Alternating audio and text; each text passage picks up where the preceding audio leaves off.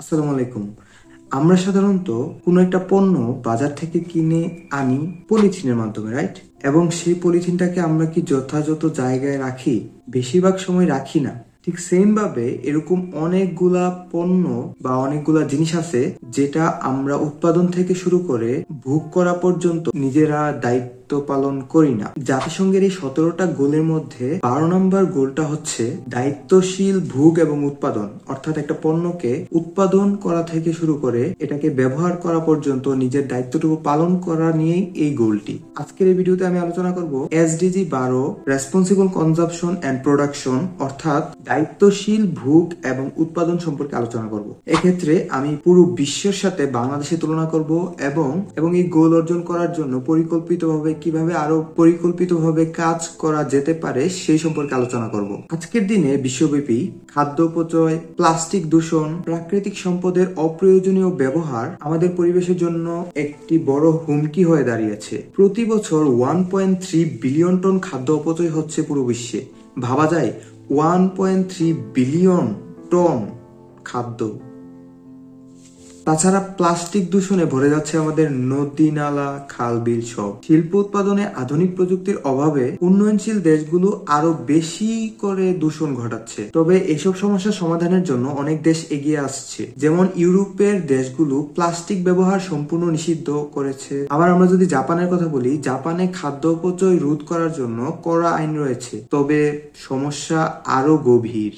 বাংলাদেশ, যেখানে জনসংখ্যা ক্রমশ বৃদ্ধি পাচ্ছে এবং অর্থনৈতিক উন্নয়ন ঘটছে, সেখানে এসডিজি 12 কে বাস্তবায়ন করা একটি বড় চ্যালেঞ্জ। ঢাকার ব্যস্ত রাস্তাগুলোতে প্রতিদিন শত শত টন বর্জ্য পদার্থ, প্লাস্টিক জমা হয়ে থাকে, যার মাত্র 36% পুনর্ব্যবহারযোগ্য। খাদ্য অপচয়, পানি অপচয় আরো বড় সমস্যা। তার উপরে আবার আমাদের পোশাক শিল্প অথবা শিল্প কারখানা যেগুলোকে বলে, যা আমাদের দেশের অর্থনীতির প্রধান একটি চালিকা শক্তি, সেখানেও নেই পরিকল্পিত দূষণ রোধের জন্য কোনো ব্যবস্থা, যার কারণে আমাদের পরিবেশ দূষণ দিন দিন ক্রমাগত বেড়েই চলেছে। তবে শত চ্যালেঞ্জ, শত বাধা থাকা সত্ত্বেও বর্তমানে বাংলাদেশ ইতিবাচক পদক্ষেপগুলো দেখা যায়। যেমন আমরা যদি গ্রামের দিকে লক্ষ্য করি, তাহলে দেখতে পাবো যে অনেক পরিবার এখন সৌরশক্তি ব্যবহার করছে। যদিও কিছু পরিবার এই সৌরশক্তি ব্যবহার করতে পারছে, আবার কিছু পরিবার ব্যবহার করতে পারছে না। তার কারণ হলো কিছু পরিবার এটার সেট আপ করার যে খরচ সেটা বহন করতে পারছে এবং কিছু পরিবার সেটা বহন করতে পারছে না, তার জন্য তারা এটাকে ইউজ করতে পারছে না। আমরা কিছু কিছু